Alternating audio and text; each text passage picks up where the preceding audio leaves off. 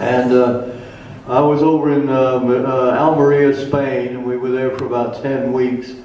And there's a scene at the end of the movie where Henry Fonda is going to shoot at 150 horsemen coming at him all at once.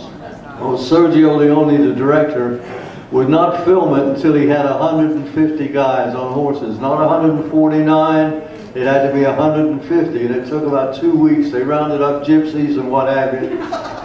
All out in this field are these explosion pots, because these guys have got dynamite in their saddlebags with conchos on the saddlebags. So Henry Fonda can see these discs and he shoots, so they're blowing everybody up. They did not have enough stunt guys over there, the Spanish and Italian guys, to suit all the explosions. So Benito Stefanelli, the Italian stunt coordinator, came over and said, Anil, he said, you like dinero bueno? And I said, yeah. I said, you find a wallet with $100 in it? He said, no.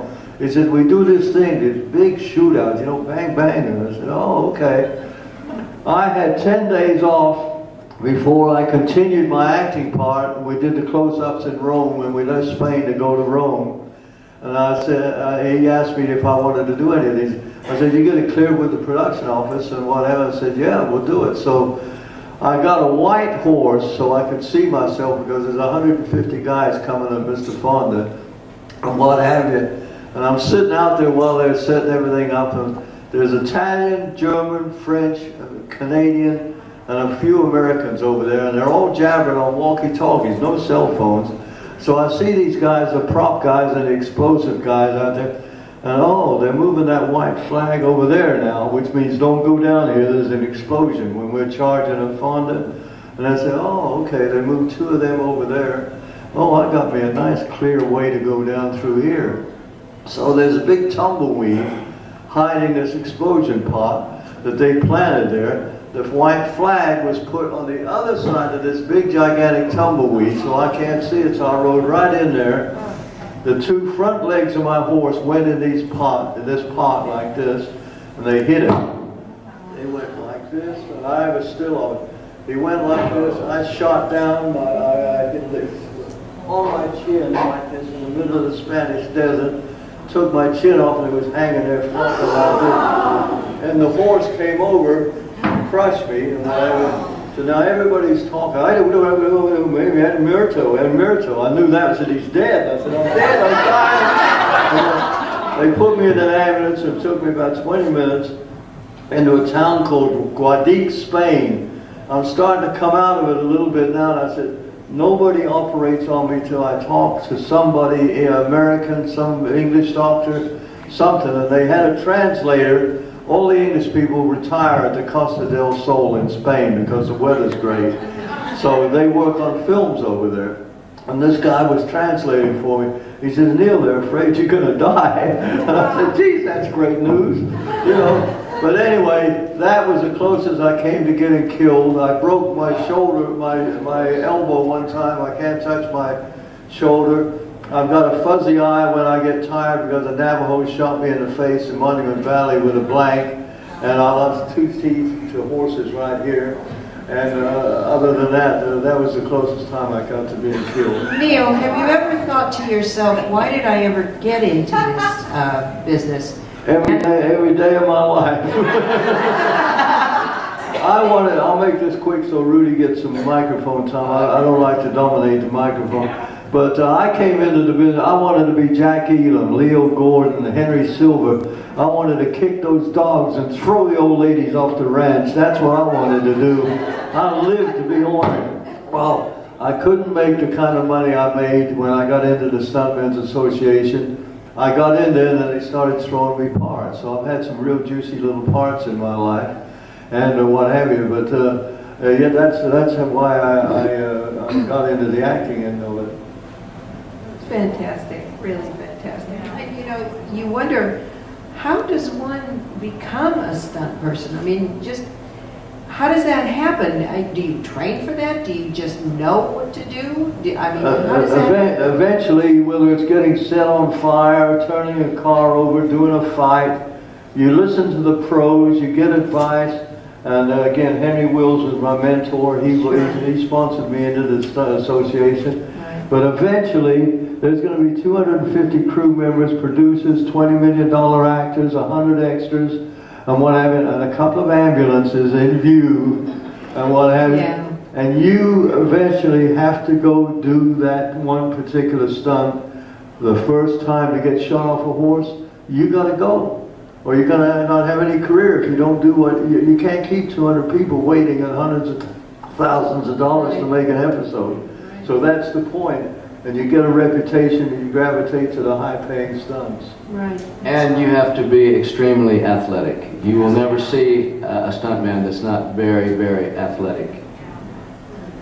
They all are. May I ask Neil a question? Yes. Can you tell us your favorite stunt?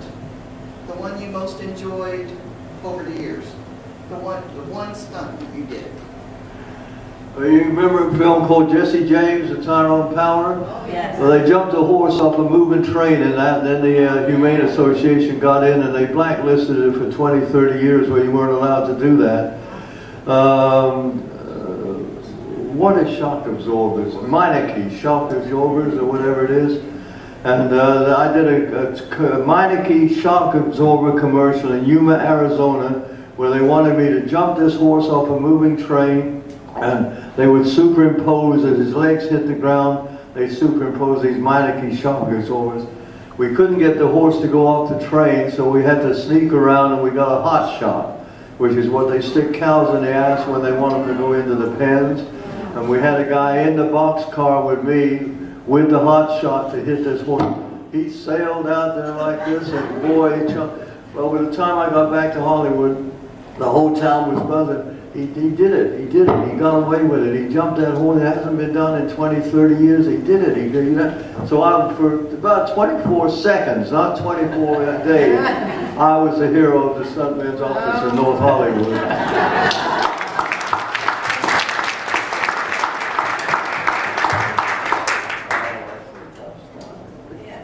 Well, do we have any other questions, or should we take our break? What do you think? Oh, yes. Let's take a break and everybody go over there and buy pictures. No, I just have a question for, I have a question for Rudy. yes. Could you talk a little bit about your relationship and friendship with Cameron Mitchell? What it was like working with him? I love working with Cameron Mitchell. He was like my on-set mentor. He kind of just took me under his wing from day one. Henry was the first one to greet me when I was brought to the set, I think, to try on my wardrobe. And there was a knock on the door of the dressing room, and I was in with Andy, the wardrobe guy.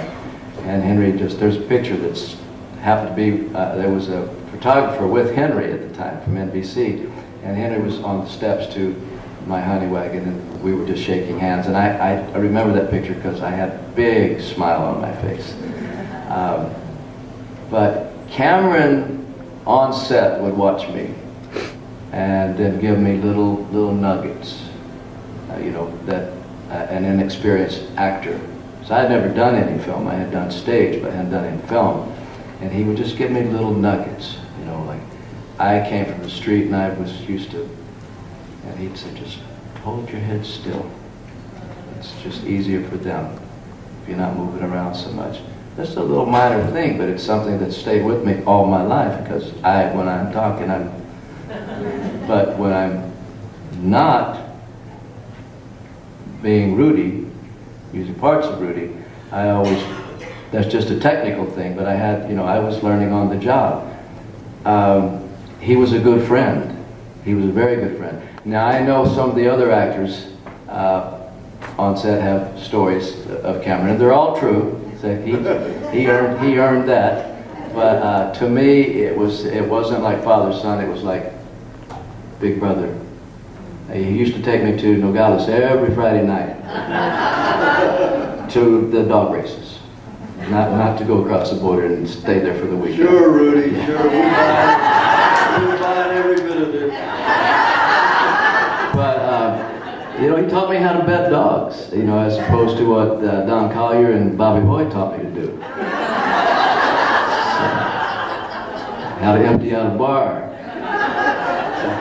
So, no, I love Cameron Mitchell. There will always be a dear spot in my heart for him. And we remained stayed in touch with each other after Chaparral for a while. And then what happens, you know, I got busy and he did too, and you just kind of drift. And the next thing I know, I'm reading that he had passed away. And I never got to say goodbye. He was a good friend. He was a good friend and a good mentor. And everybody welcomed me with open arms on that set. They were, you know, they were already stars before Chaparral. Cameron was a movie star. Linda was a movie star. Henry was a budding star who was happening, and nobody knew about him yet. Well, they found out. Mark was a budding star. He had already been in a series.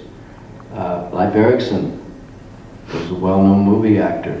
So Rodolfo Acosta was an Academy Award winner in Mexico. I mean, these were very veteran people, and I was a kid off the street. I just walked in, and they embraced me. They didn't reject me. They embraced me, welcomed me, and guided me. You know, it was great. It was a great learning situation. I used to say, I feel like I should be paying them. Don't repeat that, but they're paying me to learn on the job.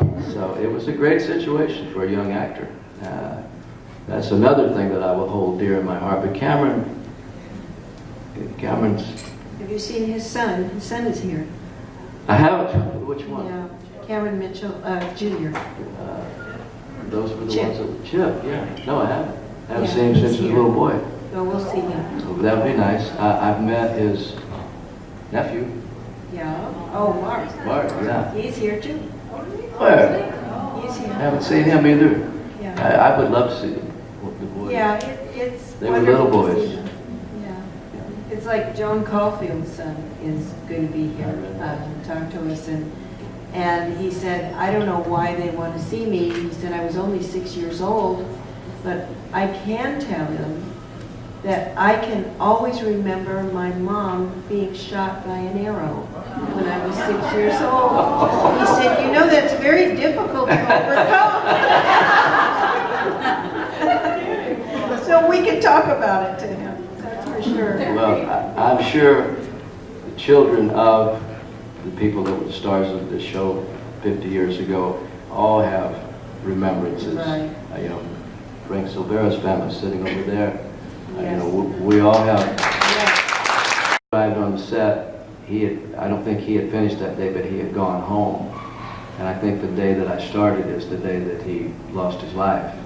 And this set was just, it was a high point for me to start that show, but he was so loved by the cast. It was just total shock all the way across the board. Just Very much. couldn't Frank believe it. Silvera Jr., may I introduce you, please?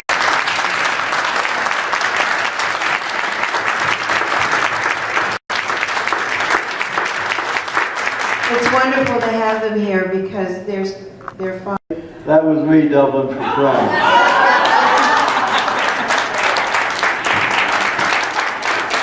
And I have one that in the back of the room there, gentleman sitting with the straw hat, you know who you are, don't be looking around.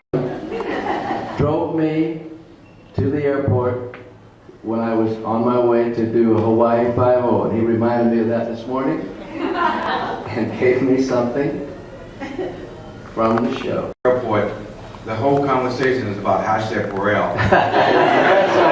Before I took you to the hotel, before you get set up for your scenes and everything. But like I said, this is like a family reunion because you guys are family. Yeah.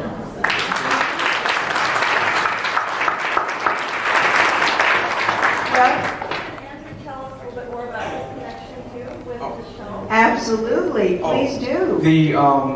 I was stationed at the Air Force Base, Davis Monstrum Air Force Base. My name is Andy Harlan, and I'm from Los Angeles, California. And I was stationed in Air Force 1971 at Davis Monstrum Air Force Base. And the cast for Chaparral would always come over to the Welcome Center and say hi to the troops. And what was so interesting about it is that when you were stationed there, you left and you was shipped to Vietnam. So to have you guys come over and say hi just to make us feel welcome, that's why you guys always be part of our family. Thank you.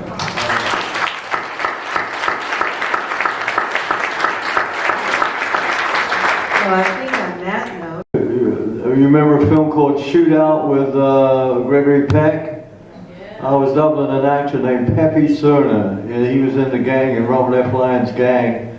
And we're in Cerrillos, New Mexico. And I'm coming out of the wardrobe trailer. I'm walking to the set. And Hathaway is walking from the set to the trailers. And I walked right, you didn't talk to him. He wasn't a pleasant man. And so I just walked by him. I got about 10 feet behind him. He says, "Hey, you!" And I turned around and said, "Yes, Mr. Hathaway." He said, "Get over here." And I walked back to him, and he snatched the hat off of my head. He said, "That's sprayed." And I said, "Well, yes, sir. I just came from the makeup." He says, "I told him I don't want any sprayed hair." He said, "I want it dyed. I want it dyed." And he said, "Get back there." And he said, "Don't set foot on my damn set until that is dyed." And I said, "Well, you know, it takes an hour or so for this stuff to brown up." And he, "I don't care." And so I went back and I said, "Listen, Hathaway just jumped my ass out there." And he says, he doesn't want to see me on the set unless we dye this hair. And the gentleman, I think it was Monty Westmore, the makeup man, he says, "F him." He said, "He'll never look at you again as long as we're on this movie." He said, "Sit down, I'll spray it another tone of darkness." So I went back to the set in about 10 minutes. He never looked my way in another scene. That was happening. well, on that note, we will say thank you, and we'll be back for our next panel. We'll just have to check the program, and you'll see who's coming up. Thank you.